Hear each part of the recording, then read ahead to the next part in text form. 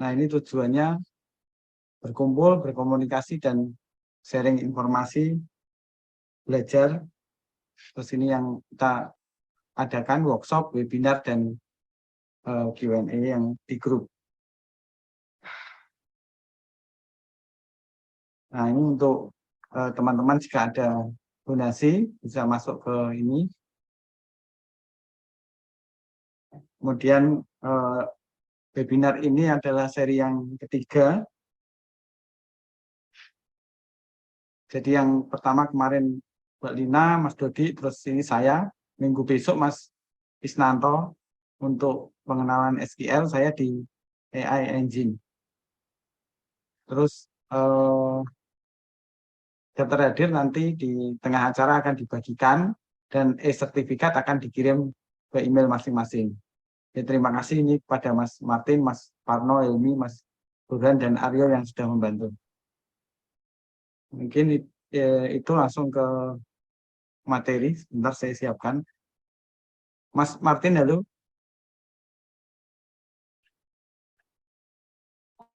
Iya, Mas. Oke. Santai wae, Mas. Iki karo ngobrol ben ora ngantuk. Aku kalau ngobrol iki.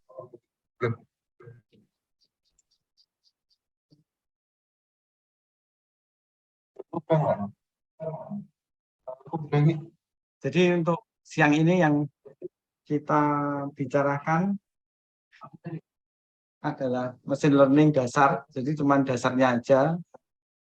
Nanti kalau mau yang lebih lanjut kata Mas Is bisa lewat pertemuan berikutnya atau lebih mendalam di event-event yang akan datang. Jadi ini dasarnya aja, kita mengenal TensorFlow, terus apa itu nanti mesin learning. Halo Mas Edi. Mas Edi, belum direkam. Gimana? Oh iya. Belum direkam. Ulangin seperti saya kemarin. Ulangin semua perkenalan.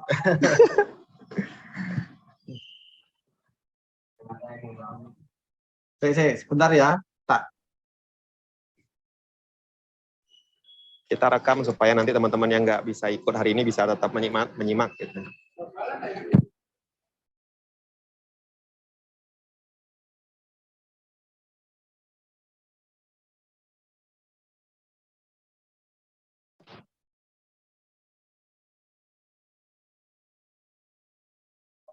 Ya. Aduh, orang disit lah. Orang disit.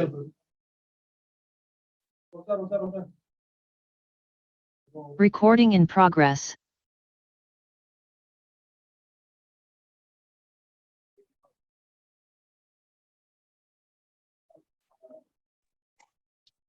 Mas, lanjut Mas.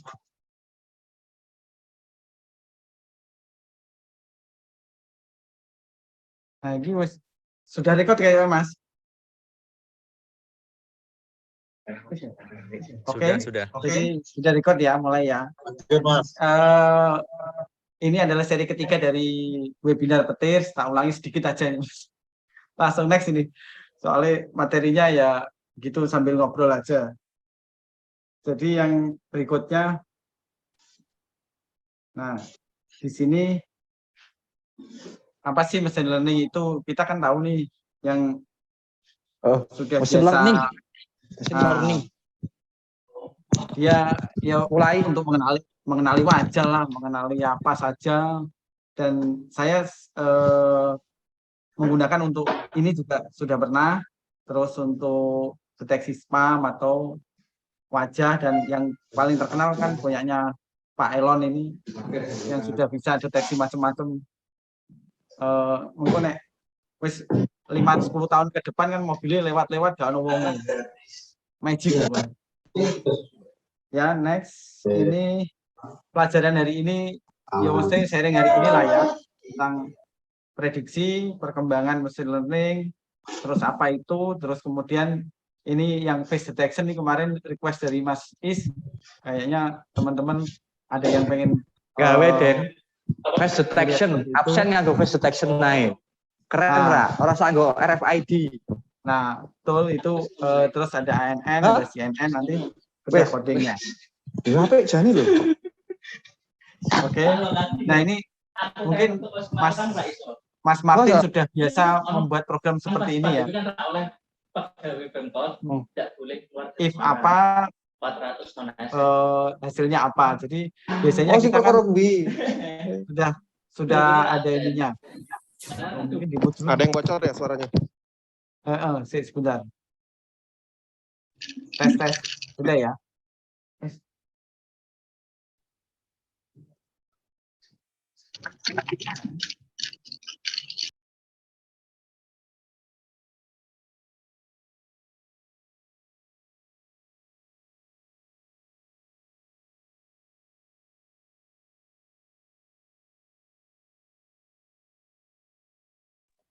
Monggo Mas Edi.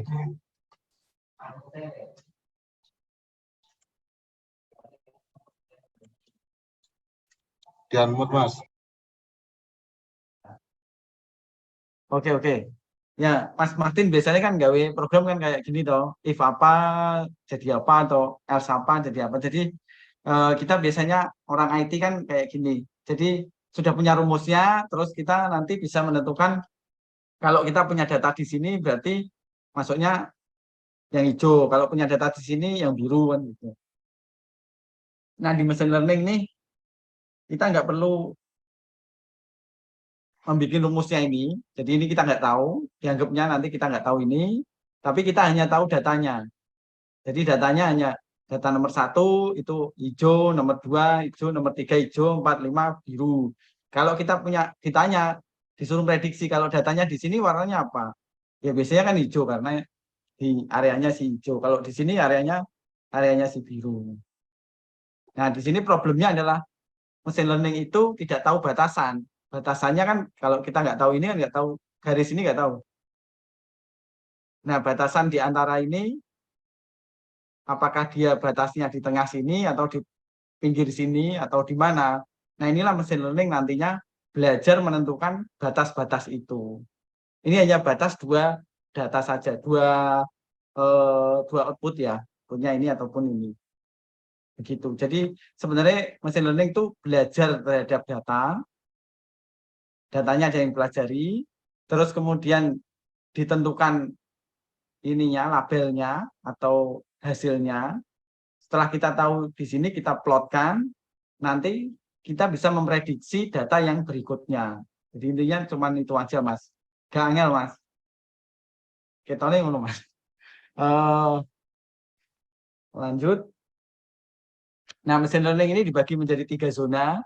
Sebenarnya cuma begitu-begitu aja lah, gak terlalu banyak yang dipelajari. Kalau cabang-cabangnya nanti baru yang.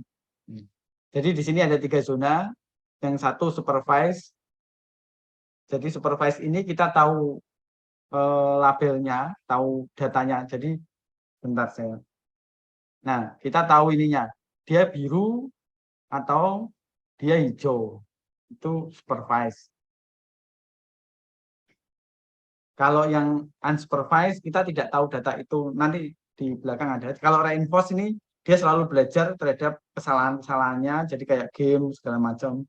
Nanti kita terangkan di sini. Nah, yang supervised ini misalkan kita ada data gambar aja. Gambarnya ini sudah kita tentukan.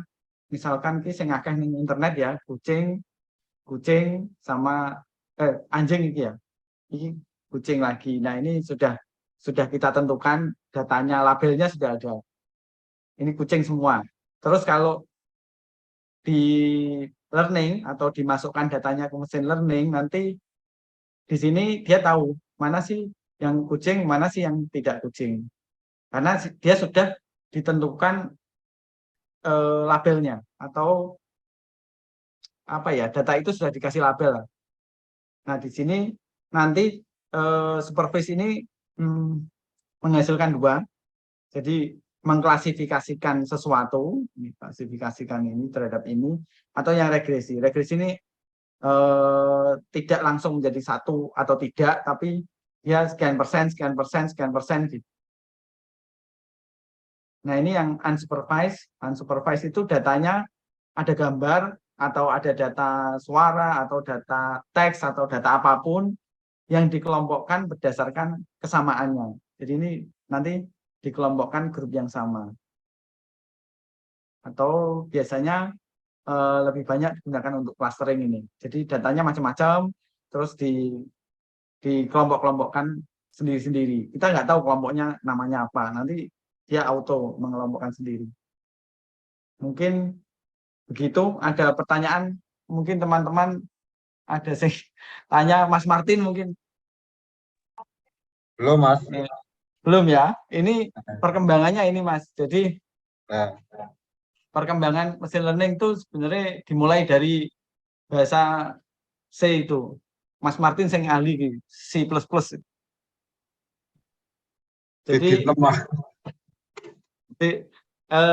bahasa level paling bawahnya ini C++ sebenarnya. Nah, karena kita kesulitan mempelajari ini, saya sendiri juga sulit mempelajari itu. Mungkin perlu bertahun-tahun untuk belajar itu. Maka sama Google ini membuat namanya TensorFlow. Jadi TensorFlow ini adalah bikinan Google yang open source. Microsoft sebenarnya juga pakai membuat sendiri, namanya Microsoft Cognitive Toolkit. Tapi ini tidak terlalu banyak berkembang. Terus ada juga Theano.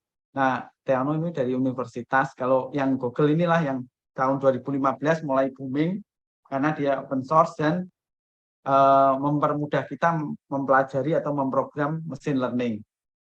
Nah, di sini kan CPU itu kalau langsung kita memprogram langsung ke CPU-nya kan sulit ya. Jadi bahasanya dinaikkan lagi, dibuat lebih rendah, dibuat lebih mudah maksudnya.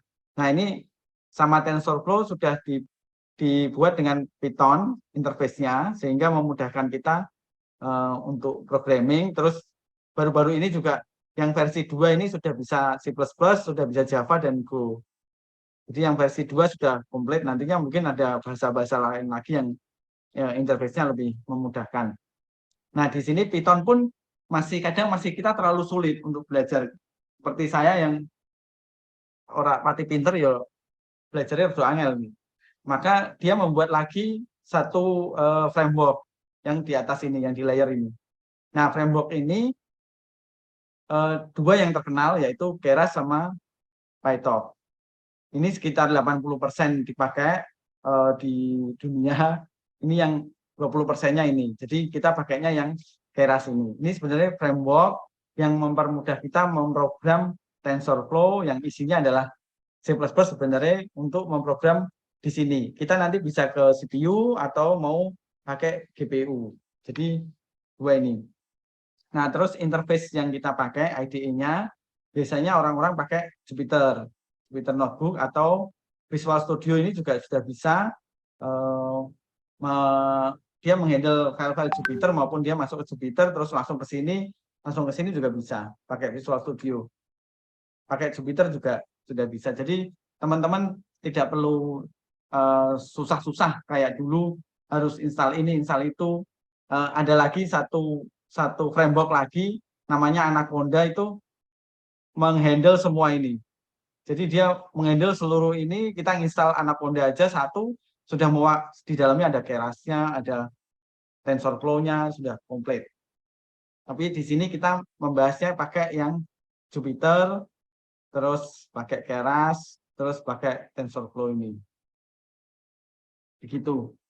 Mungkin ada pertanyaan teman-teman langsung ditanyakan aja biar enggak ben ora lali. Atau di kolom chat juga boleh. Ya, monggo. Ini kan tadi yang bahasa-bahasa yang dilampirkan ini maksudnya bahasa yang paling mudah untuk melakukan ini machine learning atau sebenarnya bisa bahasa lain atau bahasa lain nggak bisa gitu? Apa emang harus bahasa yang ini atau bahasa lain atau ini yang lebih mudah saja maksudnya? Gitu. Oke. Jadi begini Mas, di TensorFlow ini, maksudnya di machine learning ini hubungannya adalah data. Nah, datanya itu seperti ini. Pada saat nanti kita lebih mendalam ya, kita kan selama ini hanya satu skala ini kayak variabel gitu, terus satu array. Kita kan biasanya mainnya di array. array aja. Nah, array ini bisa bisa isinya 2, 10 atau berapapun lah. Kita kan biasanya array aja. Nah, di situ pada perhitungan mesin learning, dia membutuhkan perhitungan vektor, perhitungan metrik, dan tensor. Tensor ini sebenarnya kayak array, tapi multidimensi. Nah, multidimensi ini bisa dihandle oleh siapa aja. Sebenarnya JavaScript juga bisa. Ini yang P5JS ini bisa, ML5JS juga bisa, Java juga bisa. Siapapun bisa lah menghandle perhitungan tensor ini. Cuman yang paling mudah itu punyanya si TensorFlow ini, teman-teman, Mas. Jadi TensorFlow ini mempermudah kita melakukan perhitungan-perhitungan tensor ini. Mungkin Baik, begitu, terima Mas. kasih, Jelas. jelas. Mungkin ada lagi. Jadi perkembangan dulu kita di IT kan nggak tahu nih ada apa sih gunanya metrik, apa gunanya tensor. Nah, disinilah nanti di belakang nanti kita kenapa sih harus menghitung pakai ini. Jadi nanti kita akan menghitung multidimensi dari array itu. Mungkin begitu, ada lagi pertanyaan? Nah, ini yang kita dalami nanti adalah supervised learning. Jadi supervised learning ini inputnya adalah bisa gambar, bisa teks, bisa apa saja. Suara juga bisa. Kali ini kita inputnya adalah gambar. Nah, misalkan ini gambar kucing, atau mau gambar orang juga boleh, gambar saya atau gambar siapa. Nah, ini kan di ukurannya adalah pixel. Datanya bisa satu warna, yang grayscale, atau mau RGB, atau mau HSP, atau mau CMY, terserah, boleh. Ukurannya biasanya orang hanya sampai di 224, paling banyak lah kali 224, rata-rata ya di bawah itu. Ini saya contohkan 200 kali 200 pixel. Masing-masing pixel angkanya adalah 0 sampai 255. Inilah inputnya, terus kemudian dimasukkan ke mesin learning, nanti dilakukan data latih, ada biasanya kayak training, testing, dan segala macam. Nanti menggunakan algoritma, kemarin kan sudah ada beberapa yang pakai algoritma. Nah, di sini ada algoritma dasarnya, KNN, CNN. Kalau yang sudah jadi, ada MobileNet, Darknet, DoodleNet, ada exception, macam-macam lah. Banyak sekali di sini.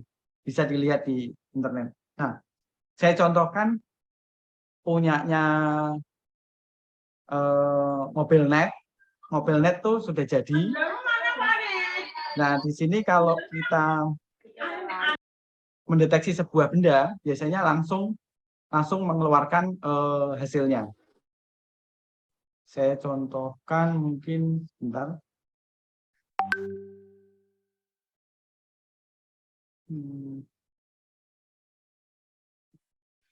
Ini yang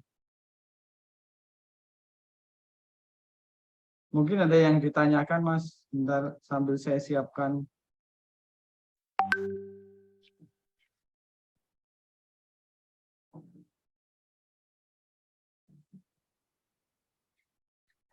Ini yang saya contohkan menggunakan JavaScript. Layarnya belum berganti, Mas ya? Sebentar. Ini. Nah. Ini pakai JavaScript. Dia mengambil ini sebenarnya ada filenya. Jadi dia mengambil dari atas itu ML5JS sama dari Ajaxnya. Terus kemudian sketch-nya ini dari ML5JS itu mempunyai suatu mesin learning di atas di cloud yang namanya MobileNet. Kita memasukkan gambar. Ini gambarnya adalah ini apa gambar sebentar. Ini saya run aja.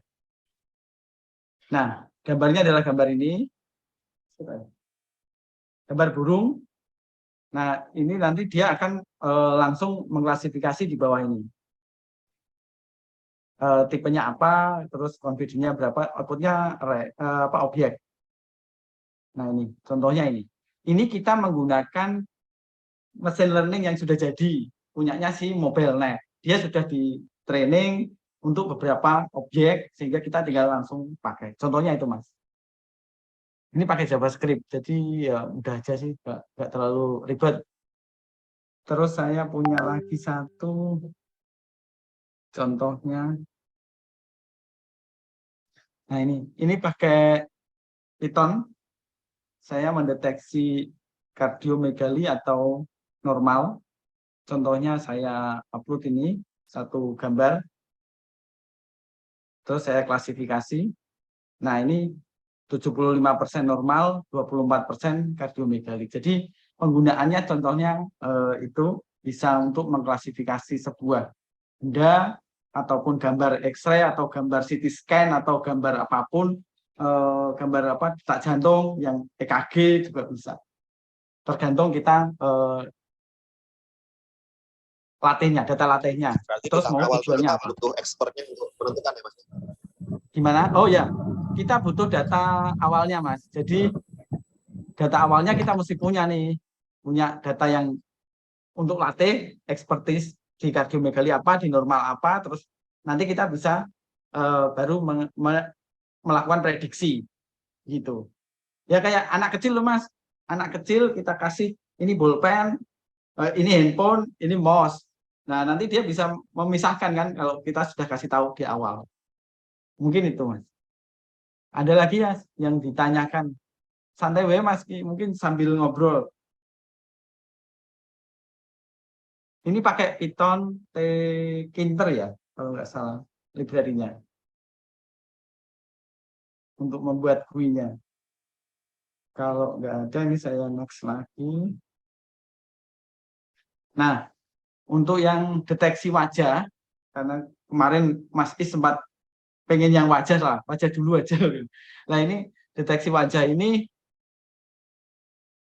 macam-macam, mulai dari 2012 sampai 2017 ini banyak macamnya, ada yang punyanya AlexNet, GGNet, GoogleNet. Intinya di GoogleNet ini, jadi tahun 2015 ini pakai menghasilkan apa namanya paper jurnal ini yang paling terkenal, banyak dipakai semua orang untuk digunakan dalam pendeteksi wajah. Dia menggunakan data latihnya atau data wajah orang pakai LFB dataset ini, bisa dicek di kaggle.com atau di mana lah, bisa menggunakan 13.000 wajah yang diambil dari web, mungkin ya punyanya Facebook, punyanya siapa aja, terus kemudian diklasifikasi ini wajahnya siapa, terus dilakukan learning dan menghasilkan akurasi yang tinggi 90-an%. Jadi di 2015 ini hasilnya yang paling bagus kalau saya pelajari. Terus yang di 2017 dan berikutnya itu hanya mengembangkan sedikit-sedikit aja, tapi titik terbaiknya itu di sini. Terus, nah ini kalau mau mempelajari lebih lanjut, nanti bisa diambil di sini apa namanya pelajarannya di face recognition. Yang terkenal juga hasil dari algoritma FaceNet tadi itu banyak disimpan dan kita bisa langsung menggunakannya. Jadi ini yang sudah jadi, algoritma yang sudah jadi, tinggal kita pakai untuk learning wajah kita misalkan, atau wajah karyawan di kantor, semua di learning di situ, terus nanti di testing, dan hasilnya saya kira di atas 80-90%. Menggunakan library ini aja yang sudah jadi. Punyanya Hiroki Taniya itu. Nah, Tanya lagi Mas. Siap Mas. Pripun? Itu kecerdasan machine learning-nya itu ditentukan oleh raw datanya atau oleh algoritmanya atau apanya Mas ya? Sehingga masih ada machine learning yang lebih cerdas dibanding yang lain gitu. Oke. Jadi macam-macam. Ada beberapa parameter. Memang bisa ditentukan dari yang pertama pasti datanya. Datanya harus bagus. Datanya harus labelnya harus benar. Kayak X-ray tadi kan dia benar kan kardiomegali, dia benar normal atau dia benar wajahnya si A, B, C. Input memang menentukan.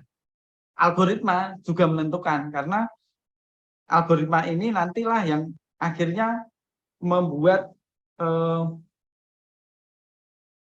kayak KTP, KTP-nya si objek yang mau kita deteksi. Jadi objek yang mau kita deteksi, misal wajah nih, wajah itu kita belah-belah menjadi data.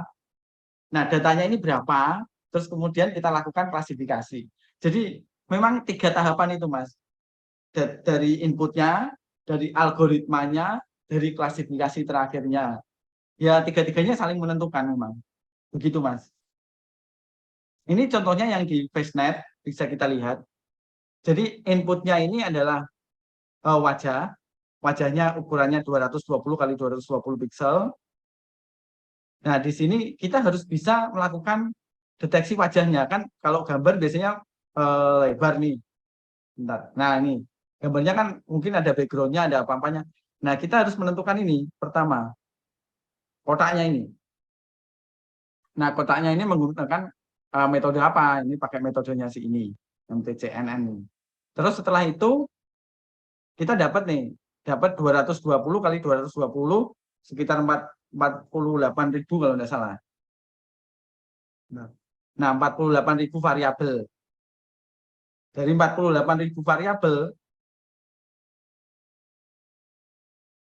ini variabel ini berupa angka ya. Kalau orang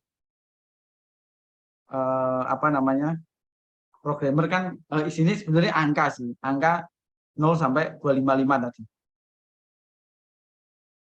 Dari 48.000 itu, kalau kita deteksi, kita banding-bandingkan dengan banyak gambar kan susah nih, datanya terlalu besar. Maka ini harus diekstrak atau diperkecil, istilah gampangnya. Diperkecil menjadi beberapa fitur saja. Kalau di sini menjadi 128 vektor. Jadi hanya menjadi 128 variabel dari 48.000 itu. Terus kemudian dari 128 ini nanti dibandingkan dengan banyak data. Ini menjadi KTP-nya si ini, nanti dibandingkan dengan banyak data, sehingga ketemu sekian persen si A, sekian persen si B gitu. Seperti itu. Jadi di FaceNet ini ada 3 ya, 3. Jadi yang pertama kita bentuk wajahnya dulu, kita ambil. Yang kedua kita kurangi variabelnya, kita ekstrak mana yang penting. Terus kemudian kita klasifikasikan dengan hasil-hasil yang ada ini. Dari 13.000. Jadi dia kan tadi 13.000 ID. Jadi ada 13.000 wajah. Jadi ada 13.128 ini. Yang dibandingkan yang bisa menentukan label si ABC-nya. Nah, ini cara untuk mendapatkan kotak hijaunya ini, wajah orang ini. Dia pakai metode MTCNN ini yang paling akurat. Ini di publikasi tahun 2016 dari Zeng ini. Dia jurnalnya bisa dicari di internet. Pakai PNet, RNet, dan ONet ini. Menghasilkan lumayan bagus. Terus kemudian fitur ekstraksi ini yang punyanya FaceNet sendiri yang bentukan dari Google tadi. Jadi dia mengekstrak 220 kali 220 pixel ini menjadi 128 vektor. Jadi dari gambar yang ini tadi 128 vektor setelah diekstrak ini dikumpul-kumpulkan. Jadi nanti menjadi terklasterisasi seperti ini.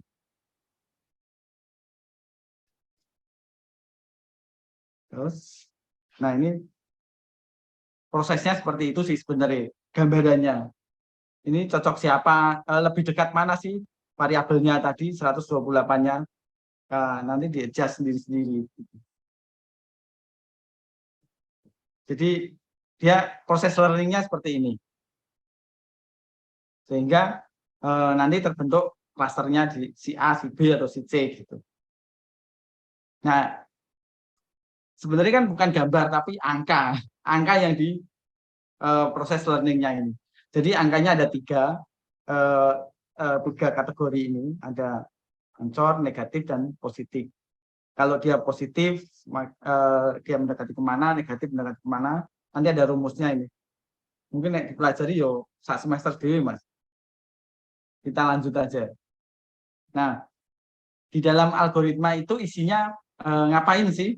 48.000 variabel tadi diapakan aja sebenarnya? Kok bisa menjadi 128 cepat men? Nah, di sini ada di konvolusi, polling, ini segala macam. Jadi dari 220 kali 220 kali 3 ini ada RGB. Terus kemudian turun sampai di L2 ini 128 ini. Ini kita tidak perlu mumet-mumet dengan seperti ini, ribet-ribet dengan itu. Kita cukup menggunakan yang sudah ada, algoritma yang sudah ada. Bisa dicek di sini. Jadi di Keras ini ada. Nah, di sini Keras IO example. Jadi di sini ada banyak yang bisa kita langsung pakai. Misal untuk image, ini saya buka aja. Nah, ini untuk image klasifikasi. Ini misalkan dia cat dan dog. Nanti bisa dilihat ngapainnya. Terus bisa juga langsung pakai Google Colab ini. Jadi nanti bisa langsung dijalankan di sini. Nggak perlu pakai komputer kita sendiri, nggak perlu kita beli komputer yang high-end gitu, nggak perlu. Kita bisa pakai di sini. Terus untuk algoritmanya, di sini mungkin kayak PGG.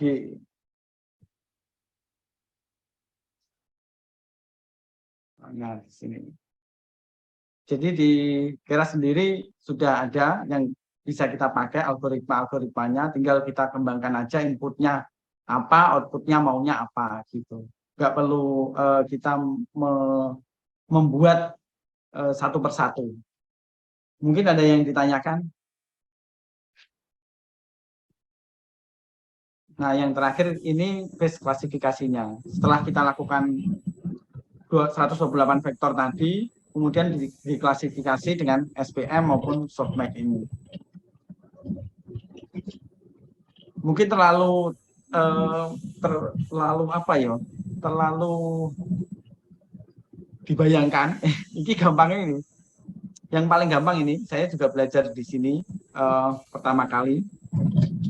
Saya mengklasifikasikan angka-angka ini punyanya si Jan Lejun ini. Dia terkenal tahun 98 dia melakukan dataset seperti ini, terus kemudian nanti akan keluar angkanya 0 sampai 10. Jadi inputnya 32 kali 32 piksel, kemudian dilakukan ini konvolusi dan segala macam menjadi di sini. Terakhir itu menjadi 84 ini. Jadi satu kotak ini 32 kali 32 ini menjadi 84 variabel saja yang nantinya diklasifikasi hanya menjadi 0 sampai 9 jadi angka. Nah, ini kalau teman-teman mau belajar mungkin diawali dari sini biasanya. Kami pun di rata-rata biasanya belajar di sini. Kita training 60.000 data, testing 10.000, terus kemudian pakai Google Colab aja, nggak perlu pakai komputer kita sendiri, nanti akurasinya sudah ketemu 99%. Gitu. Mungkin ada yang ditanyakan? Saya mau nanya, Mas. Boleh? Ya, monggo. Sebenarnya mungkin perkenalan dulu, saya dari perwakilan dari RSUP Kando. Ya. Saya mau nanya nih, dari yang untuk face recognition, tadi saya ngangkutnya berarti pakai 2 step. Pertama, feature extraction dulu, yang pakai MTCNN, ya. Terus baru face classification, entah pakai SVM atau neural network bebas. Saya mau nanya mungkin dari pandangan Bapak aja, dari sisi infrastrukturnya apa bagusnya seperti apa? Apakah misalnya nih saya mau ada kasus pengen face classification setiap pegawai di rumah sakit misalnya. Apakah saya membangun suatu model dengan yang misalnya jumlah pegawainya ada 2.000 nih. Nah, apakah saya membangun satu model classifier aja yang menentukan 2.000 label pegawai itu, jadi multi class classification dengan 2.000 label outputnya. Ya. Atau saya membangun satu masing-masing pegawai itu satu model yang menentukan bahwa gambar ini satu pegawai itu atau bukan gitu dari sisi infrastruktur. Karena memang jalannya sama, tapi mungkin infrastruktur modelnya gitu, apa penyimpanan modelnya gitu. Maaf ya kalau agak ribet tadi. Nggak apa-apa. Oke. Siap. Mungkin itu saya tanyakan. Makasih, Mas. Ya, makasih. Kita kembali ke Keras lagi. Jadi di sini model sekuensial, predicted, compile. Nah, ini set method. Jadi di sini untuk menyimpan sebuah model yang sudah jadi. Jadi kan kita tadi data 2.000 karyawan, masing-masing misalkan punya 20 gambar yang kita masukkan ke mesin learning nanti sebagai training sehingga terbentuk sebuah klasifikasi. Nah, di situ akan disimpan menjadi sebuah model. Modelnya bisa banyak ini, ada H5, titik H5 ini, biasanya kita juga pakai titik H5.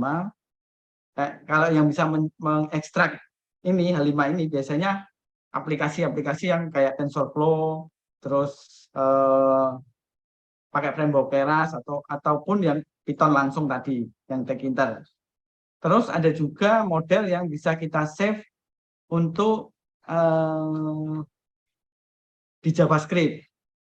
Jadi dia modelnya akan tersimpan berupa JSON file. Jadi sebentar, ini ada enggak ya? Jadi kalau yang JavaScript nanti tersimpan sebagai JSON file, kalau yang TensorFlow maupun Python akan titik H5 itu. Jadi setelah kita learning, misalkan ini 2000 kali 20 gambar, ukurannya sekian.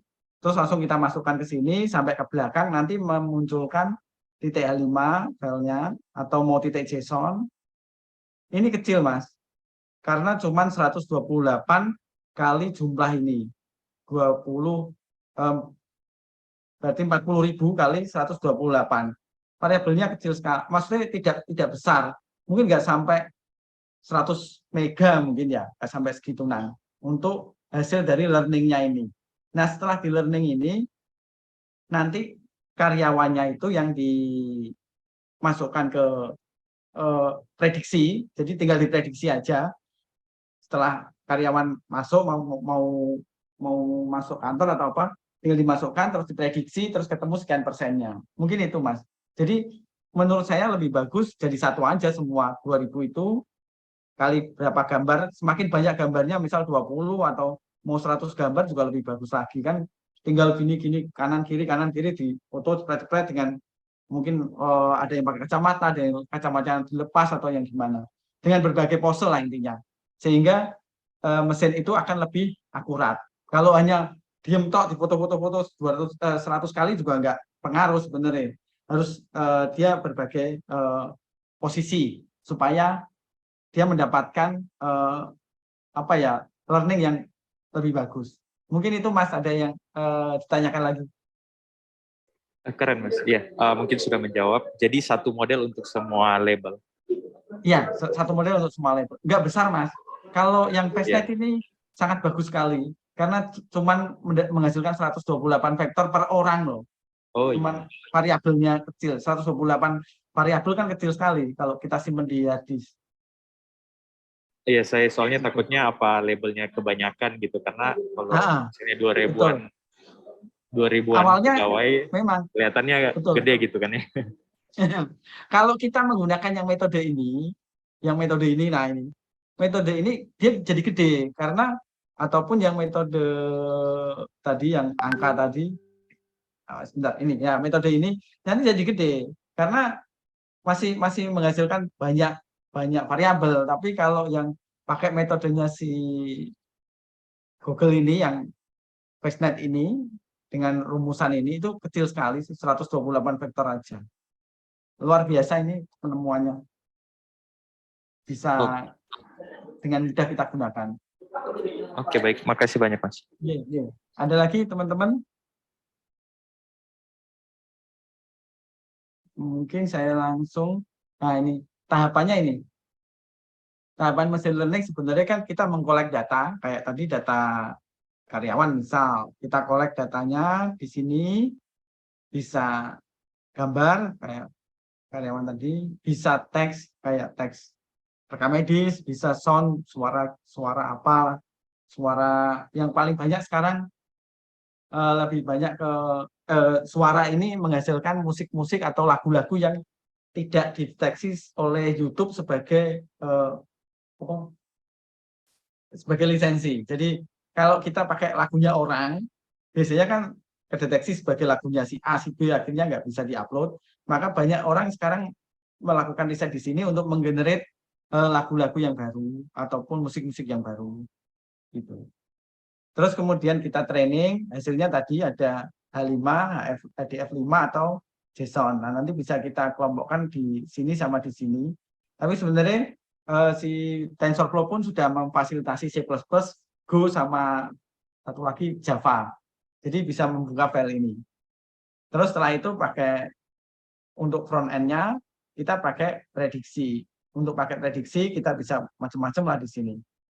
Jadi intinya, di sini kita mencari otaknya atau mesin learning-nya di titik ini, kita simpan dari hasil belajar kita simpan. Setelah punya ini, nanti bisa kita lakukan prediksi di front end-nya ini. Gitu. Jadi terdiri dari dua proses besar sih sebenarnya. Kita mendapatkan algoritma di otaknya si mesin learning, terus itu kita lakukan untuk prediksi. Nah, di sini ada deep learning sama machine learning, mungkin agak rancu. Kalau machine learning ini ekstraksinya masih kita lakukan manual seperti yang punyanya FastNet tadi. Kita lakukan, kita tentukan A, B, C, D-nya. Kalau deep learning ini pakai fitur ekstraksi maupun klasifikasinya sudah auto. Jadi kita serahkan ke machine learning semua. Tapi kadang yang ini akan menghasilkan variabel-variabel yang besar. Kalau ini bisa kita atur menjadi lebih kecil atau mau lebih besar, bisa kita atur dengan segala macam cara lah di sini. Jadi tidak selalu kita harus pakai yang ini atau kita pakai yang ini. Kita harus memilih-milih mana yang paling bagus nantinya. Hasilnya, prediksinya. Intinya kan prediksinya yang paling akurat yang mana. Nah, di sini contoh model-model yang sudah jadi, yang saya bicarakan tadi ada VGG-Face, ada FastNet, OpenFace, DeepFace, dan algoritma yang sudah jadi, tinggal kita buat untuk melatih mendeteksi apa yang kita butuhkan. Mungkin itu, Mas. Ada lagi yang ditanyakan?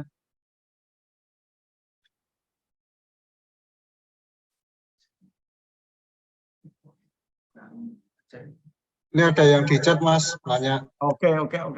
Yang di chat, wah, keren gitu. Pak Muklis. Izin via teks, mohon maaf, ini prosentase antara data latih dan data uji yang optimal perbandingan berapa dan tingkat confident kepercayaan data latih minimal berapa persen. Data latih dan data uji kalau saya biasanya ya 80-20, terus untuk tingkat confident kepercayaan data latih minimal berapa persen. Nah itu Mas, biasanya saya 20% dari data yang saya punya untuk data latih. Terus bagaimana tips untuk memilih metode yang optimal seperti A, cocok pakai SVM, NBC, dan lain-lain. Nah, kita harus banyak riset di jurnal-jurnal yang sudah ada.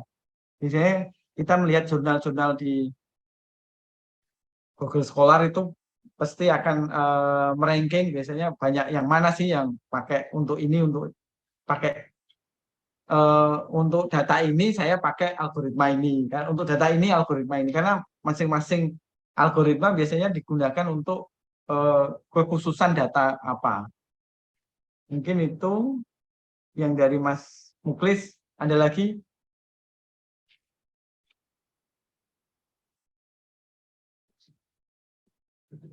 Nah, ini Mas Awang, monggo Mas Awang, saya buka mic-nya Mas Awang.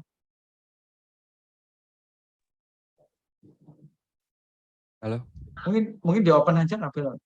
halo, Halo ya Mas. dengaran Mas? Dengar Mas.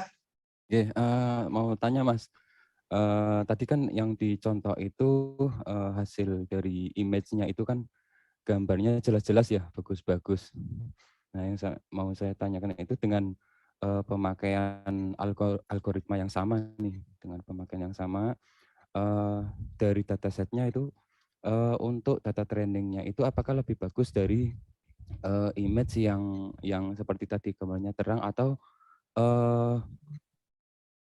lebih baik untuk trainingnya itu pada gambar yang istilahnya apa ya, resolusi rendah atau gambar buram, atau itu nanti akan berpengaruh terhadap hasil akurasinya enggak Mas? Contoh kita kan misal di FastPrint mesin absensi itu kan kadang kalau dilalah kalau pas ada cahaya itu kan gelap, jadi untuk pengenalan juga agak lebih susah ya gitu. Nah itu ada Iya. pengaruhnya enggak ketika datasetnya itu beda? Iya. Oke Mas. Jadi Iya. memang data itu penting juga. Jadi data itu harus bagus. Data latihnya ya, maupun data awalnya, data trainingnya. Seperti yang punya saya tadi. Nah, seperti ini. Ini ya datanya memang harus kita pilih dulu supaya bagus. Kan ada juga gambar X-ray yang jelek, gambar X-ray yang mungkin blur. Nah, itu harus kita pilih menjadi gambar yang bagus. Memang data inputnya memang harus yang bagus. Menurut saya begitu untuk mendapatkan hasil yang akurat.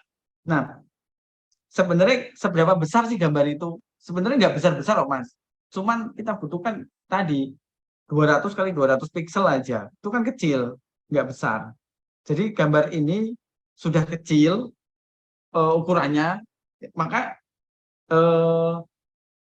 kualitasnya juga harus bagus karena gambar itu kecil sekali. Mungkin itu Mas. Jadi ada kayak namanya image apa ya yang di awal itu. Jadi image preparation. Jadi di situ nanti image yang jelek mesti kita sortir, kita hilangkan atau kita ulang supaya mendapatkan hasil yang baik. Begitu Mas. Mungkin ada lagi. Oke Mas, makasih Mas. Oke. Mungkin ada yang bertanya lagi, monggo. Sehingga kita langsung ke sebenarnya saya juga awalnya hanya mempelajari dari depan ini, tapi tidak terlalu mendalam, sehingga sebenarnya apa sih yang dipelajari itu? Kenapa sih bisa begitu? Nah, di dasarnya itu sebenarnya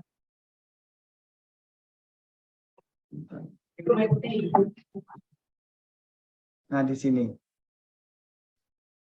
di persamaan linear. Sebenarnya kan apa yang kita pelajari itu kan di sini. Jadi mungkin Mas Martin pinter nek ngene iki. Biar ranking siji soalnya. Jadi kita yang di dunia IT itu kan mainnya di sini nih, di array sebenarnya. Terus teman-teman kita di fisika itu memandang sebuah data itu adalah 2 dimensi atau 3 dimensi, sehingga ada koordinat X, ada koordinat Y. Terus teman-teman kita yang di matematika ini rumusnya ini nanti nek ada vektor begini tambah vektor begini jadinya hasilnya ini, atau kalau di 2 kali ini. Nah, direpresentasikan ke IT. Jadi di sini di komputer vektor ini menjadi array yang seperti ini. Terus kemudian kalau dijumlahkan ada aturannya, penjumlahannya. Kalau dikalikan juga aturannya seperti ini. Nah, ini dari dasarnya adalah linear aljabar ini dikonversi ke perhitungan matematis di komputer. Nah, di situ sebenarnya kan awalnya kita memprediksi sebuah data yang mudah aja. 1 outputnya 1 atau 2 outputnya 2 ini sama dengan X. Nah, rumusnya untuk persamaan garis ini kan waktu kita SD atau SMP ya ini. Seperti ini. Kita misalnya punya X, punya Y, nanti ketemunya apa sih rumusnya. Terus kemudian kita lakukan programming sini. Oh, M itu ini. Oh, Y-nya ini. Nah, temu rumusnya. Ini contohnya. Nah, ini contoh data yang sangat sederhana. Kita punya input X-nya ini, Y-nya ini. Kalau kita gambarkan adalah titik-titik ini.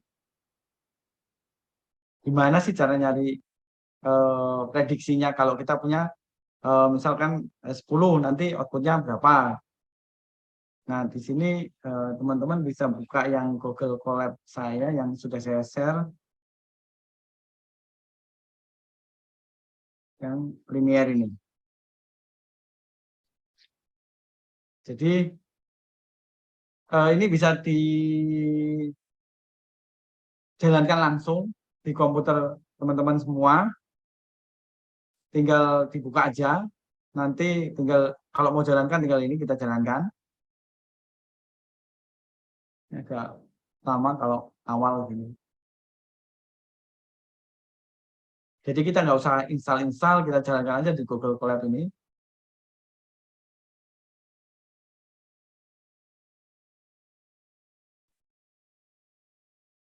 Nah, ini sudah, dia langsung TensorFlow-nya versi 2. Nah, untuk mengetahui tadi, kita kan rumusnya X sama outputnya Y. Kita yang pertama adalah create model. Ini modelnya karena satu input, satu output. Supaya mendapatkan persamaan ini, kita satu ini aja, satu node. Terus modelnya adalah ini. Nah, di sini input datanya kita masukkan. Inputnya adalah jika dia -1, outputnya -3. Jika dia 0, outputnya -1. Jika dia 1, outputnya 1. Ini kita masukkan data kita. Terus kita lihat datanya. XS ini kan datanya. Ini -1, 0, 1, 2, 3, 4. Ini kan datanya. Combine. Terus kita masukkan ke dalam sistem untuk di training. Dilakukan training sampai 500 kali. Ini ECOG-nya 500. Terus ini nggak kita tampilkan, hanya tampilkan hasilnya, terus kita evaluasi. Nah, ini cuma sekali. Terus kita prediksi. Misalkan kita punya angka 10, posisinya nanti akan di mana inputnya. Nah, ini outputnya 18. Terus sebenarnya nilai Y sama nilai persamaannya ini tadi W1 dan B kan. Yang kita cari W1 dan B ini. Berapa sih W1 dan B-nya? Nah, ini sudah ketemu. Jadi W1 dan B adalah W1-nya ini 1,9, B-nya adalah hampir sama dengan Y sama dengan 2X min 1. Jadi kita bisa memprediksi data sederhana dengan beberapa kali training tadi sehingga akurasinya tinggi. Gitu ceritanya, Mas. Mungkin ada yang ditanyakan?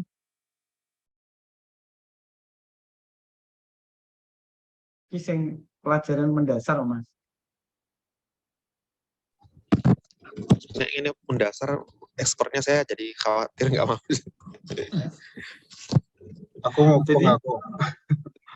Jadi itu yang mendasari sebenarnya apa yang kita pelajari tadi. Jadi gini, untuk mendeteksi garis tadi, kan kita mendeteksi jangan gambar dulu, jangan wajah dulu, terlalu jauh ini. Kita kembali ke dasarnya dulu. Jadi dasarnya itu sebenarnya kita mendeteksi sebuah data, errornya itu seberapa sih dari prediksi, terus kemudian bagaimana kita meminimalisir error. Nah itulah sebenarnya di machine learning itu bagaimana prediksi itu sama dengan yang diinginkan. Jadi error latihnya itu kecil gitu. Nanti bisa dilihat di sini. Kita punya data yang tadi kan datanya gampang nih. Kita punya data yang agak miring. Datanya ini. Nah, gimana sih prediksinya supaya akurat ini? Nah, kita dulu pakai namanya MSE ini kayak rumus-rumus di kuliah. Biasanya teman-teman yang kuliah machine learning mesti mempelajari ini. Saya tidak terlalu pintar di sini. Jadi karena kita kan sudah tahu rumusnya, maka kita bisa plotkan garisnya. Jadi plotnya garisnya ini. Bagaimana kalau kita nggak punya rumusnya supaya bisa memplotkan ini? Nah, penelitiannya ini. Konsep pertama, kita kembali ke konsep pertamanya ini, si Warren ini, dia konsepnya adalah sebuah input, terus masuk ke otaknya ini, terus keluar sebagai output. Inti dari mesin learning kan di sini. Nah, di situ bagaimana sih kita bisa membuat garis yang memisahkan data yang membuat prediksi paling bagus di antara data-data ini. Datanya kan semebar ini. Nah, di sini kan kalau kita ada data ini, kita kan pasti akan membuat ini errornya, Mas. Errornya paling kecil seperti apa? Nah, di situ ditemukan metode namanya SGD ini, stochastic estimation atau stochastic gradient descent. Jadi ini yang paling populer yang kita pakai. Jadi intinya adalah error itu adalah fakta dan prediksi. Jadi faktanya di mana, prediksinya di mana. Kemudian untuk menentukan jadi data itu kan dilatih nih antara misalkan kita punya handphone sama mouse. Kita latih, oh ini handphone, ini mouse. Terus berikutnya kita lihat lagi handphonenya siapa. Oh ini handphone, ini mouse. Jadi dia berlatih sampai error itu mencapai yang terkecil. Jadi berlatihnya ini berulang-ulang, iterasi, jadi berulang-ulang. Nah, errornya itu kan tadi ada rumusnya Y sama dengan MX plus B. Nah, delta B-nya ini kalau di iterasi berikutnya, di learning berikutnya, itu sama dengan error, delta M-nya error dikali X. Jadi untuk rumus di saat kita program, sebenarnya cuma ini. M itu adalah M plus error, B sama dengan B plus error. Nah, ini yang mendasari semuanya sebenarnya. Itu ditemukan oleh si ini, Frank Rosenblatt, tahun 56, dan 58 dia sudah menerbitkan paper ini. Waktu itu menggunakan IBM 704 yang berarti 5 ton, komputernya segede ini. Keren ya, komputernya 5 ton. Setelah 50 kali trial, nah dia mendapatkan ini. Dia membuktikan tentang SGD itu. Ini tak jadi satu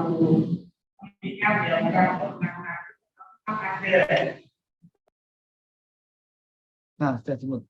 Oke, jadi si Rosenblatt inilah yang pertama kali melakukan penelitian tentang machine learning dan konsep-konsep tadi menggunakan komputernya ini IBM. Saya next lagi. Nah, perkembangannya kemudian perkembangannya ini dari 52 tadi ditemukan SGD, 58 perseptron, terus 86, 85, terus kemudian kita punya big data, kita punya hardware, kita punya ini. Nah, inilah mempercepat perkembangan tentang itu. Penggunaannya contohnya ini untuk deteksi penyakit di X-ray, GE juga sudah mengeluarkan, Siemens juga sudah, mereka sudah menjualnya, bahkan untuk algoritma seperti itu. Kemarin waktu yang di COVID itu mereka juga sudah punya dataset yang akurat sekali. Terus ada juga beberapa yang sudah ke arah untuk fire ini diteliti bagaimana outputnya. Ini salah satunya pakai NLP yang digunakan oleh Microsoft. Dia menggunakan Microsoft Azure Cognitive Service. Dia sudah meneliti ini, cuman saya tidak tahu ini apa namanya papernya, hanya di tempat Azure aja dia ngomong sudah meneliti sampai jauh. Mungkin ada yang ditanyakan lagi, enggak terlalu ribet, kita lihat di ini aja background-nya.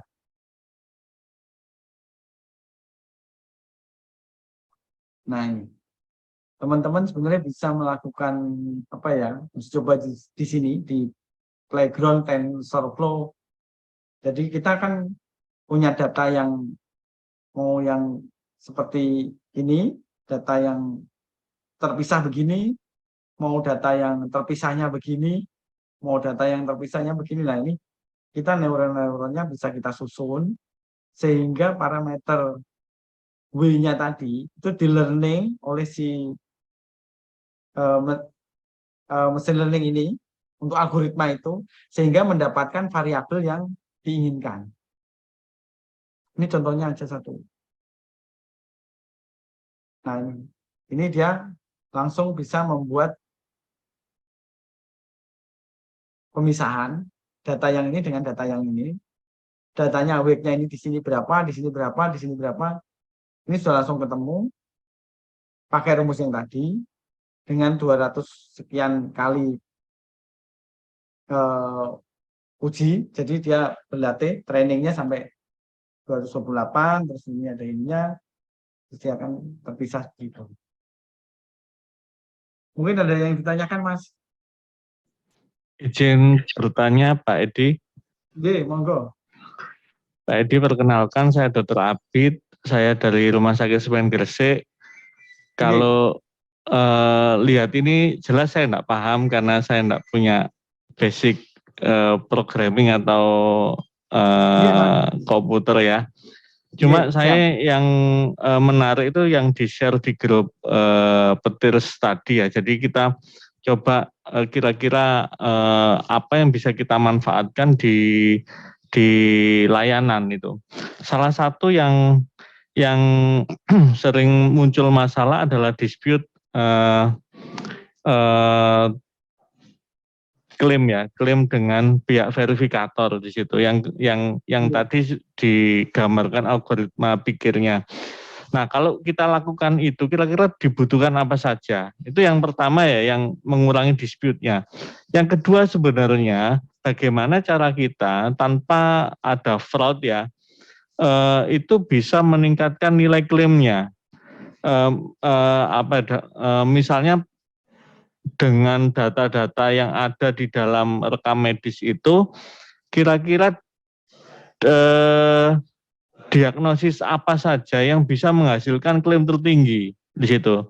Bukan fraud ya, karena datanya itu ada. Kan yang sering masalah itu datanya itu tidak ditulis oleh dokter di situ. Nah, kira-kira kalau kita manfaatkan ini itu bagaimana? Mohon gambarannya. Terima kasih.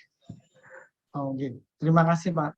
Memang untuk NLP yang untuk teks ini, jadi untuk generate teks menjadi sebuah kesimpulan atau sentimen atau cluster atau diagnosa atau apa saja yang outputnya nanti banyak yang dibutuhkan nih Pak. Jadi di Indonesia sendiri untuk bahasa Indonesia kan ini bahasanya banyak. Bahasanya ada yang menulis logat Surabaya, logat Jawa Tengah, ada bahasa Indonesia murni, ada campur bahasa Jawa. Nah ini yang mesin itu harus belajar banyak di situ. Sehingga kenapa sih kita harus ke standarisasi yang FHIR ini? mungkin kalau dengan Fire ini lebih terstandar sehingga bisa dilakukan learning untuk masing-masing kata-katanya. Jadi kata ini menyambung dengan kata ini membentuk sebuah kalimat sehingga kalimat itu bisa disimpulkan. Nah, di situ memang masih panjang, Pak. Jadi untuk melakukan riset ke sana masih panjang, apalagi yang teks bahasa Indonesia sangat jarang sekali orang Indonesia melakukan riset itu. Bahkan yang riset untuk translate aja itu yang melakukan oleh Google gitu. Jadi jurnal-jurnal yang merisetkan bahasa Indonesia untuk dilakukan menarik sebuah kesimpulan atau menarik sebuah sentimen atau resume itu sangat jarang, sehingga kita paling memungkinkan yaitu dikonversi ke Fire yang sudah standar internasional. Di situ sudah banyak jurnal-jurnal ataupun penelitian yang membuat sentimen atau klasifikasi atau mau kesimpulan, menyimpulkan sebuah diagnosa atau sebuah kalimat tersebut. Mungkin itu, Pak. Jadi kita mestinya ke Fire dulu, yang sekarang ini bisa kita lakukan ya, ke Fire dulu, baru ke Fire nanti kita lakukan penelitian lebih lanjut untuk menarik sebuah diagnosa atau kesimpulan. Kalau yang dari bahasa Indonesia saya kira kok agak sulit, mungkin teman-teman yang lain kalau ada masukan monggo. Kalau bahasa Indonesia saya sendiri melihat risetnya itu sangat kecil sekali. Gitu, Pak. Mungkin jawaban dari saya seperti itu. Ini ada yang tanya. Ini kan bisa menipu orang, ini bisa diumbe loh.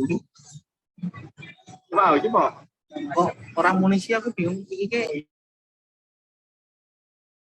Mungkin ada lagi Mas Martin atau yang lain. Aku mumpung, Mas. Nyimak dulu. Oke, jadi penggunaannya banyak sekali, cuman kita harus memilih algoritma yang mana, ininya yang mana. Mungkin itu dulu, atau bagaimana teman-teman yang lain yang berikutnya mungkin di next pertemuan kayaknya. Sudah jam 2:30 ya. Oh iya, sudah jam 2:30. Kalau bosen mungkin karena terlalu banyak ini slide-nya. Monggo yang lain kalau ada pertanyaan tentang TensorFlow, silakan. Mumpung ketemu Mas Edi nih.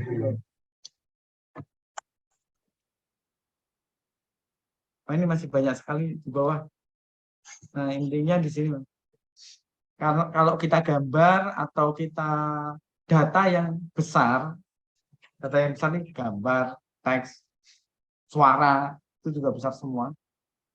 Itu kita ekstrak menjadi kecil, terus kemudian kita masukkan ke machine learning. Ini contohnya yang gambar. Nah, ini ada contoh-contohnya bagaimana gambar itu menjadi kecil, di reduce menjadi kecil variabelnya. Terus ada ini learning rate, itulah. Mungkin materinya bisa di download di sini. Ada lagi yang bertanya mungkin? Itu Mas, di chat Mas Awang. Oh iya, ya. Minta. Wah, share collab CNN-nya. Oh, CNN-nya. Bisa, Mas. Ngambil aja saya juga ngambil kok. Ngambil di tadi apa? Bentar. Di punya Keras tadi, Mas. Saya ngambil punya Keras kok. Tidak melakukan penulisan sendiri. Nah, di sini. Jadi kan tinggal ngambil mau image, mau MNIST, mau segmentasi, mau city, mau OCR, ini ada semua. Dan rata-rata sudah bagus kok, sudah tinggi-tinggi akurasinya. Jadi teman-teman kalau mau belajar langsung aja ke keras.io. Ini contohnya dia. Akurasinya sudah 98%. Sudah lumayan bagus dengan algoritma ini. Dia pakai exception networknya, modelnya. Tinggal copy aja. Pakai ini, nanti datanya data kita.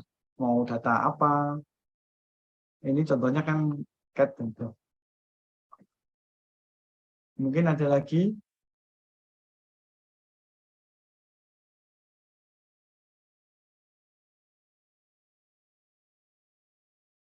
Jadi ini contohnya kalau kita menggunakan satu tensor aja ya. Ini kita kurangi.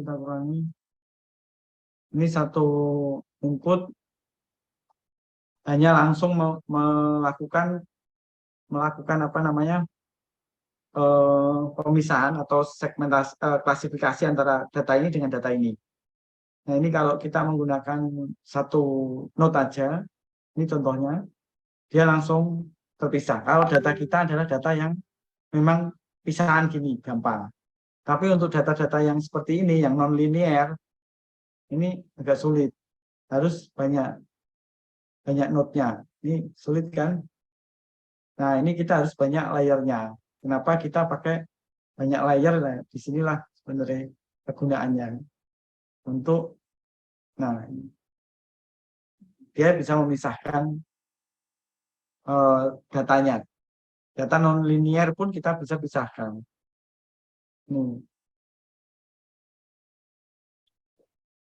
Terus ini yang agak sulit.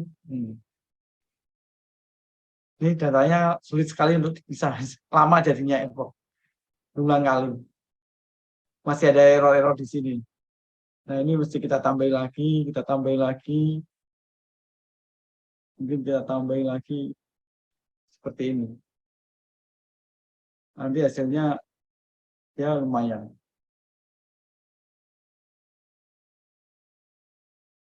Masih belum bisa terpisah.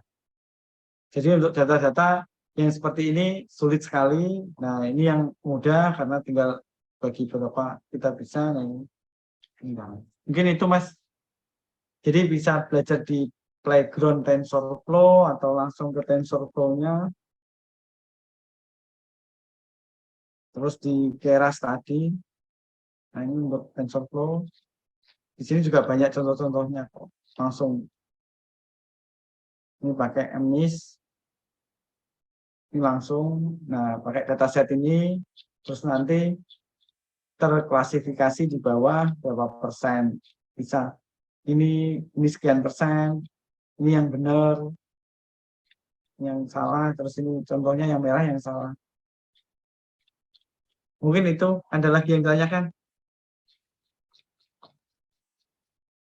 Ada image, ada teks juga, ini teks juga ada.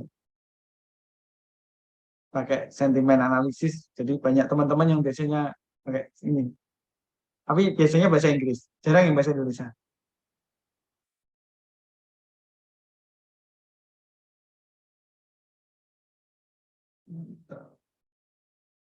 Mungkin ada lagi? Saya chatnya. Mungkin selesai Mas Martin ya. Kita tunggu 35 ya Mas. Masih ada 2 menit. Kalau ada yang mau bertanya. Saya mau nanya Mas.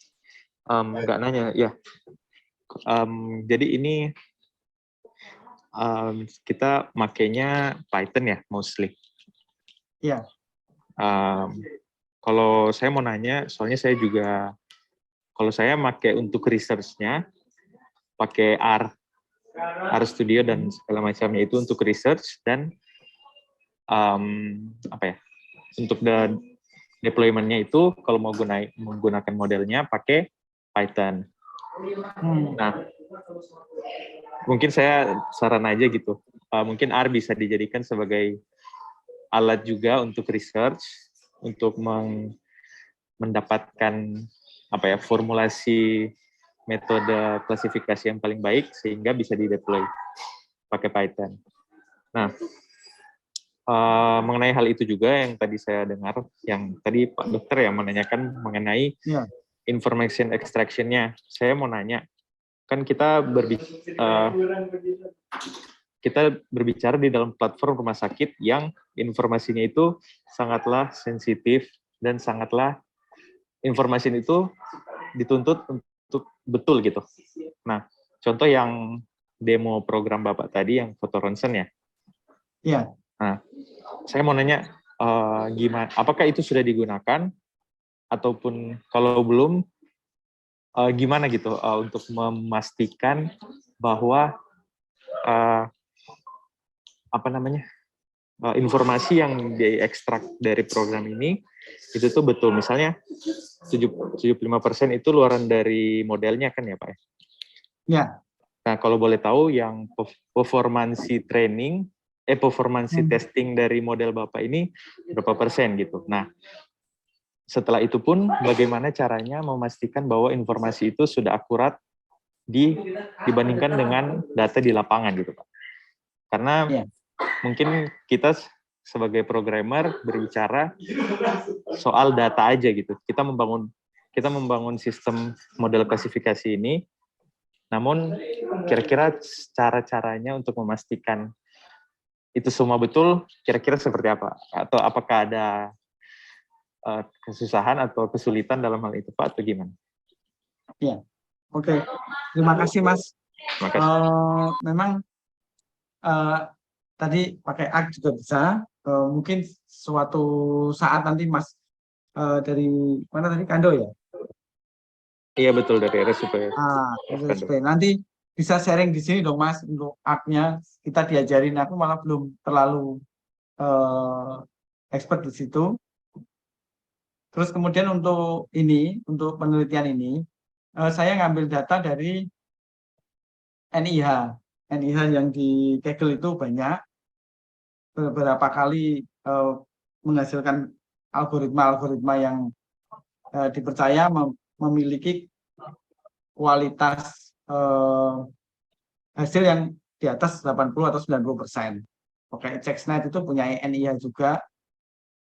Jadi ronsen ini adalah ronsen orang-orang di Amerika yang sudah dihilangkan identitasnya, terus kemudian diklasifikasi oleh, kalau tidak salah saya membaca itu oleh 5 radiologi yang di jurnalnya dia, dan klasifikasi itu sudah dituangkan di CSV, itu ada gambar sekian mengandung ini itu, terus kemudian saya buat sebagai data latih dan data testingnya. Untuk di dunia Indonesia memang terkendala sekali, kita tidak bisa mendapatkan dataset yang dengan mudah dengan adanya, apalagi kemarin kasus macam-macam itu. Data seperti ini sangat sulit kita dapatkan, apalagi yang benar-benar sudah terklasifikasi, oh ini labelnya ini, oh ini labelnya ini, oh ini. Memang sangat sulit sekali. Teman-teman di jurusan radiologi sudah banyak yang merisetkan ini. Mereka juga dapat data dari beberapa rumah sakit yang sudah dihilangkan identitasnya. Jadi hanya diambil file JPEG aja, ukuran 200 kali 200 pixel kecil. Nah itu di training dan di testing, beberapa sudah dilakukan penelitian dan sudah terbit jurnalnya juga, cuman belum bisa diimplementasikan langsung di rumah sakit karena data latihnya sangat kecil sekali, masih di bawah, paling di bawah 1000 nggak ada. Beda dengan NIH itu datanya langsung sekian ribu, puluh ribu data yang sudah akurat. Mungkin itu Mas jawabannya. Terima kasih. Oke, baik, makasih Mas jawabannya. Ya, saya kira permasalahan bersama untuk kita semua, di mana betul. Susah untuk memastikan harus ada kerjasama antara programmer dan juga expert di bidang, misalnya di radiologi atau dalam hal ini dalam EKG sektor juga. Rumah sakit ya, EKG, mata dan segala macam. Betul. Dan saya itu ya sulit Mas. Sulitnya gini, dokternya pasti akan gue ganti dokter. Iya, saya kemarin demo juga, saya ada klasifikasi. Lawes, ini Mas dari mana datanya? Kenapa kok bisa gini gitu. Lah saya juga nggak Iya. bisa jelasin Pak, saya tahu metodenya saja gitu. Iya betul. Nah, Betul Mas. saya mau menanyakan ini, siapa tahu ada kejadian yang sama mungkin dengan Bapak atau teman-teman Sama. sekalian. Iya Um, betul Mas. Memang sangat akurat kalau bilang artificial neural network seperti magic. Iya betul Bang. Betul. Saya beberapa kali mendapatkan data yang dari teman-teman radiologi yang kuliah di radiologi yang menerbitkan jurnal-jurnal tentang itu bagus sebenarnya akurat. Tapi kita tidak bisa memastikan itu, maksudnya gini, itu harusnya kan diklasifikasi, dilakukan inspeksi lagi oleh orang ekspertis. Nah inilah yang sulit di kita. Ya. Betul. Dan itu kayaknya butuh orang-orang Kementerian Kesehatan untuk melakukan hal-hal seperti itu, maksudnya untuk membuat iklim penelitian ini semakin maju. Data aja nggak ada, Mas, ribet di Indonesia. Iya, padahal sebenarnya infrastrukturnya ada, tinggal bagaimana mendigitalisasikan. Saya gambar seperti ini, saya kira gambar yang Bapak contohkan ini, saya asumsikan dari rumah sakit Bapak gitu, ternyata ngambil di Kegel gitu ya. Ngambil di Kegel. Iya. Ada yang dari teman ada, tapi nggak saya tampilkan, ini ambil dari Kegel yang ini. Mungkin juga jangan pun oke, kalau misal pun sudah ada, apakah datanya bagus atau enggak, apakah bisa dipakai gitu kan? Iya, itu nggak ada yang masalahnya itu juga. Nggak ada yang ekspertis, sama Mas. Di tempat jenengan sudah membuat apa Mas untuk klasifikasinya? Kalau saya sih klasifikasinya belum ke arah medis, tapi mulai dari mungkin wajah. Kami mulai dari face recognition, apakah membedakan pakai masker atau enggak. Pertama mungkin itu. Terus mungkin forecasting. Forecasting ya. Pendaftaran. Semuanya pakai neural network juga gitu. Dan keren. Ya, saya kira itu masih belum terlalu memerlukan tenaga expert. Namun kan pada awalnya saya, tapi tujuan kita kan ya untuk memprediksi seperti yang Bapak buat gitu. Dan itu tentu saja membutuhkan tenaga expert untuk memastikan bahwa penelitian kita itu bisa dipercaya seperti itu. Betul, Mas. Iya. Mungkin itu diskusi. Ya, Pak, terima kasih masukannya ini luar biasa. Kapan-kapan ngisi ini. Ada lagi Mas yang lain? Mas, saya nambahkan Mas. Monggo. Ya mungkin nambahan aja ya. Ketika ini nanti dijadikan sebagai ilmu terapan ya, artinya diimplementasikan di kesehatan, memang tadi benar harus ada kehati-hatian karena ini kaitannya dengan tadi diagnosa kesehatan gitu ya. Paling tidak itu kan nanti terkait datanya harus ada yang memvalidasi yang benar-benar, entah itu nanti dari radiografer ataupun dari yang ngasih ekspertis kan bisa juga kan gitu. Nah kalau menurut saya sih yang penting ini sebagai alat bantu saja. Ini kan nanti untuk mengatasi prediksi yang sifatnya nilai yang tidak pasti kan gitu. Jadi sebagai alat bantu, misal dokternya itu ini kira-kira diagnosa ini atau ini kan gitu. Tapi kan dengan AI ini kan bisa membantu sebagai prediksi yang ya dalam perjalanannya kan nanti akan lebih lebih akurasinya lebih bagus lagi kayak gitu. Kalau menurut saya sih itu Pak, pemanfaatannya nanti di situ. Iya Mas, siap. Kalau kemarin waktu COVID sebenarnya banyak yang penelitian ini loh. Cuman kenapa Indonesia nggak menerbitkan satu jurnal sing tentang CNN untuk mendeteksi COVID? Belum ada yang menerbitkan dengan data yang kita dapatkan di Indonesia. Kalau yang luar negeri banyak sekali waktu kemarin COVID 2 tahun itu jurnal-jurnal tentang klasifikasi COVID maupun non-COVID itu. Ya mungkin karena iklimnya lah. Nanti ke depan kalau Kementerian Kesehatan sudah open minded ya bisa.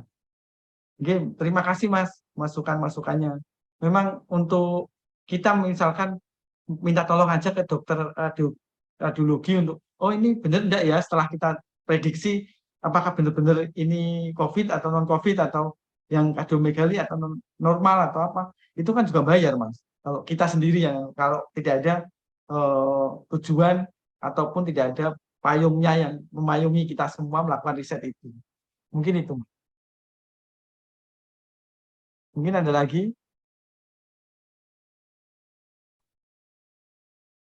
Saya diskusinya expert, wah padahal biasa wae. Terus face recognition bisa jadi pengganti fingerprint.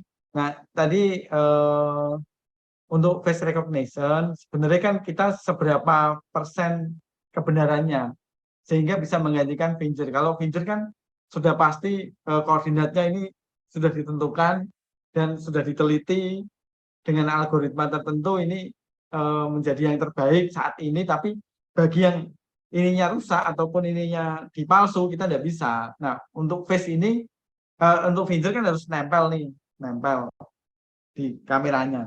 Kalau face kan tidak perlu nempel, hanya butuh apa namanya pencahayaan yang bagus lah menjadi pengganti itu. Tapi kan juga ada errornya sekian persen.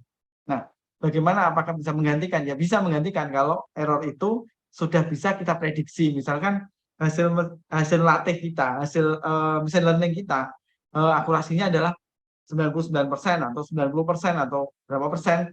Nah, disitulah nanti titiknya. Kalau dia kurang dari itu berarti dianggap tidak orang itu. Kalau di atas itu sekian persennya ya batas itulah yang nanti menjadi sebagai triggernya. Mungkin itu Mas untuk pertanyaannya yang di chat. Mungkin ada lagi teman-teman. Sudah 14. Face recognition pasti bisa, soalnya di kami face recognition yang saya tanyakan itu udah jalan sih, tapi memang akurasinya memang nggak 100% amat, tapi itu bisa, kami udah jalanin itu face recognition per pegawai, jadi untuk absensinya ya per pegawai gitu. Jadi bisa, pasti bisa. Wah, luar biasa. Akurasinya di atas 90 apa masih di bawah? Saya lupa Mas. Saya harus lihat lagi soalnya udah setahun jalan.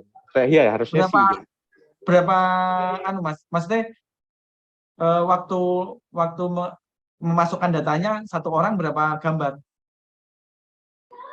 Jadi kebetulan waktu itu arsitektur kita agak kurang kurang tepat karena untuk setiap pegawai. Jadi alurnya seperti ini Mas. Jadi kita nggak training dulu. Jadi setiap akan absen gitu. Oh, diambil. Di training dulu. Di training langsung prediksi gitu. Oh iya. Tapi dengan begitu bisa cepat gitu Mas. Jadi kita tuh nggak harus butuh data. Ngumpulin dulu. Nggak perlu ngumpulin data dulu yang banyak. Jadi yang ada aja dulu gitu.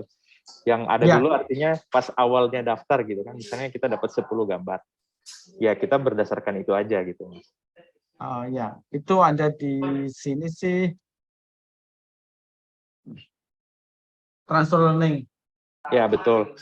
Nah karena waktu itu kebutuhannya kemarin COVID dan kita butuh cepat, fingerprint sudah dianggap udah nggak relevan gitu.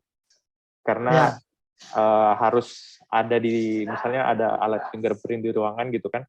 Dan itu sangatlah menjadi resiko karena sharing gitu kan, banyak orang yang nge-finger dan yang kemarin COVID kan nggak relevan lagi gitu karena sangat bahaya. Jadi dengan kebutuhan yang ingin cepat, jadi sebagai langkah awal kita gitu. Jadi pas ingin absen, training dari berdasarkan data yang udah di label, misalnya saya mau aplikasi kita ngambil gambar yang didaftar awal dibandingkan apakah mirip atau enggak.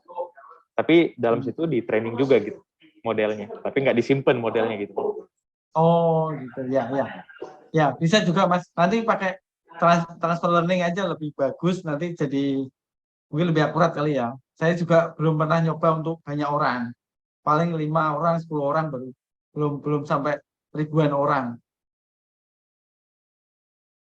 yang secara real maksudnya. Kalau dataset yang dari Kaggle tinggal masukin datanya sudah dipilih-pilih ya, sudah dilabeli. Ya, oke. Ada lagi yang menanyakan? Monggo. Kalau tidak ada linknya tadi untuk materi, ada bukunya juga. Mungkin teman-teman kalau mau butuh bukunya, jadi yang di drive itu ada buku tentang machine learning. Memang itu tidak maksudnya itu buku berbayar sebenarnya, jangan disebar-sebarkan. Jadi bisa di-download di ini yang SID Petirs ini. Bentar saya buka.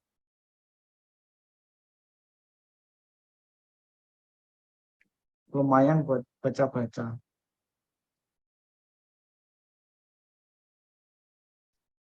Nah, ini AI dan machine learning ini lumayan bagus. Dia dari awal sampai akhir dibahas, bisa dipelajari teman-teman semua. Terus ini juga ada jurnalnya kalau mau dilihat. Terus ada